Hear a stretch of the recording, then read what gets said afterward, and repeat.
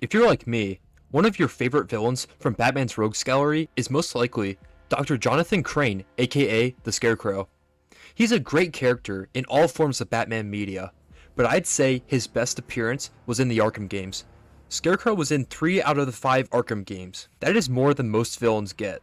Now obviously, we know that Scarecrow was the main villain of Arkham Knight, but he wasn't always the threatening man that we see in Arkham Knight. In all of the games, Scarecrow is developed from a petty criminal to someone who is pure evil. So without further ado, let's see how Scarecrow has changed. In Batman Arkham Shadow, we get some insight on the origin of Scarecrow.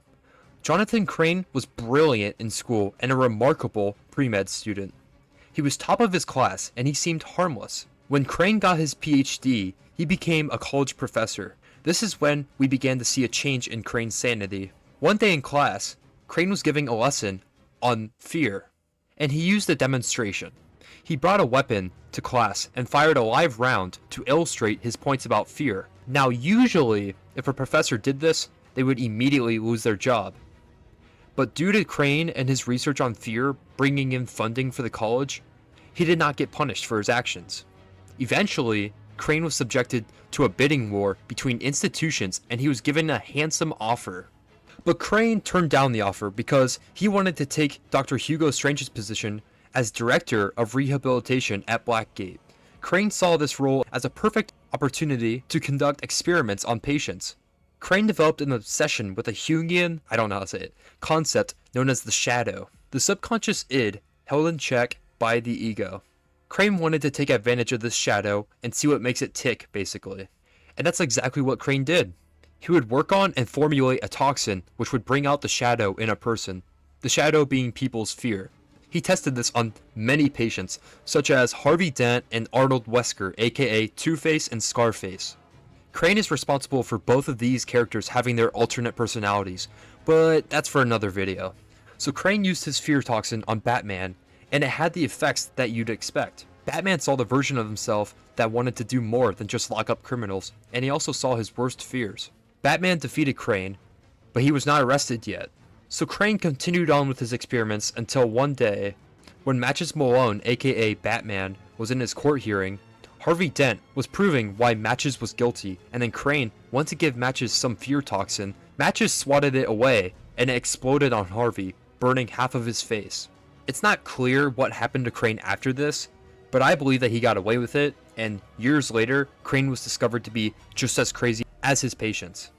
By this point, Crane had adopted the name of Scarecrow, so he was sent to Arkham Asylum to be treated. When here, we can hear 5 tapes of dialogue between Scarecrow and his doctors, including Quincy Sharp. I will play them now. If you do not wish to listen to them, skip to this timestamp. Patient interview 1.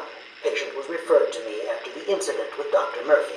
He appears to have suffered a breakdown of sorts. I believe it was brought about after the loss of his wife and child. As yet, the patient has been unable to speak. Continued observation shows little mental activity. It's as if the shock of what he saw triggered his mental collapse. There's someone in here! It's him. We found him. Break down the door! Note to self. As ever, it is difficult to continue my research under such conditions. Step away from Dr. Combs! Now! Get down on the ground! We found them. Someone get a medic.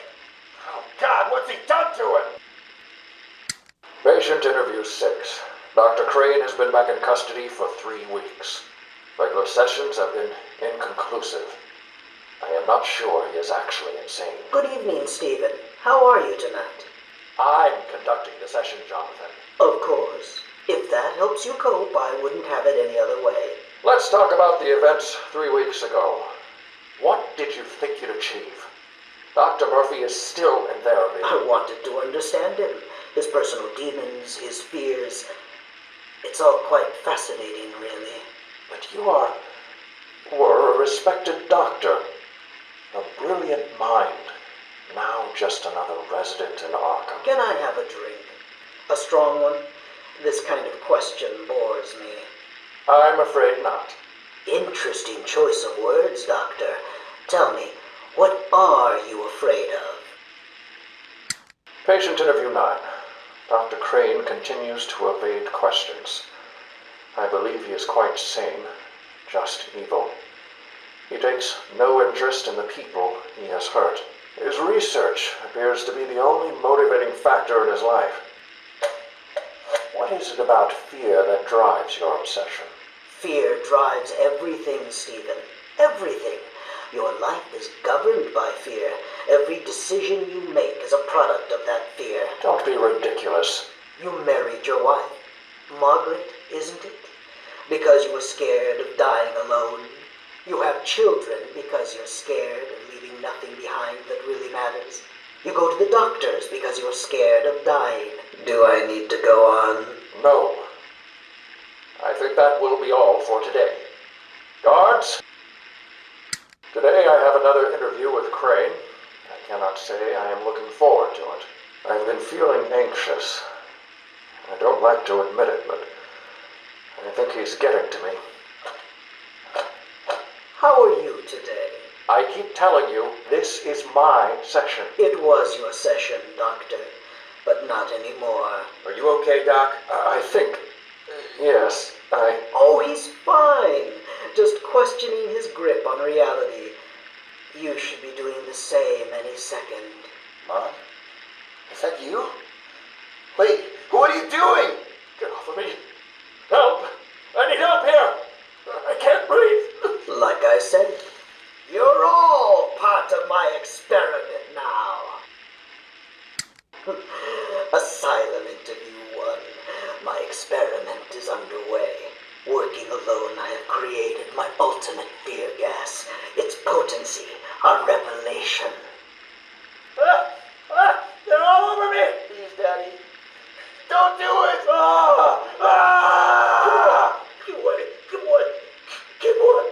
I have pumped enough gas into the medical center to break 100 minds. It should only be a matter of time before... What? Give it up. Now! How are you still standing? How come it's not affecting you? Who says it's not? I knew it.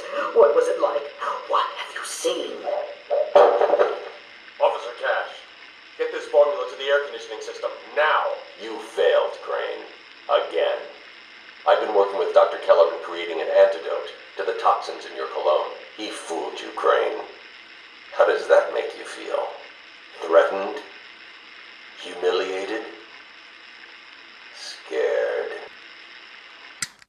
These tapes are quite chilling. Fast forward to Batman Arkham Asylum, Scarecrow breaks free and is causing havoc. Him and Batman get into an encounter, and Killer Croc grabs Scarecrow and brings him into the water with him. Not to be seen ever again in this game. Now it's confirmed that it is only a myth that Killer Croc actually eats people. So this explains how Crane was not eaten. But how did he survive? Perhaps Crane injected fear toxin into Killer Croc under the water. But still, Crane was hurt badly by Killer Croc. For example, his face was ripped up and many of his bones were shattered. This is explained through his appearance in Arkham Knight and Thug dialogue. In Arkham City, Scarecrow does not make an appearance, but he still does play a part in the Arkham City's lore. You can find his mask and a boat where he was conducting experiments on thugs with his latest form of fear toxin. In Arkham Knight, Scarecrow works with Simon Stagg to develop his most dangerous fear toxin yet.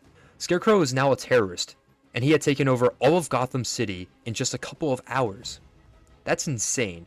Scarecrow takes countless lives just so that he can prove a point to Batman and the rest of Gotham. That point being that there is no hope and that Batman cannot always save them. Scarecrow's sanity is not the only thing that changed drastically through the series. Scarecrow's appearance has also changed drastically throughout the series. In Arkham Shadow, he's a dorky looking guy with glasses and doctor's clothes on.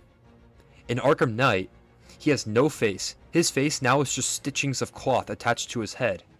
And he has crutches attached to his legs, since Croc destroyed not only his face, but his body beyond the point of repair. By the end of the Arkham series, Scarecrow is a shell of the person he used to be. Crane started out as just a petty citizen, who sometimes didn't follow the law. And he ended up being a terrorist, who wanted to enact vengeance against those who had defeated him before. I would say in terms of character development, Scarecrow has developed the most out of any other character in the series. What do you think of this? Did you find it interesting? If so, comment down below your input, and if you enjoyed this video, make sure to leave a like and subscribe. See ya.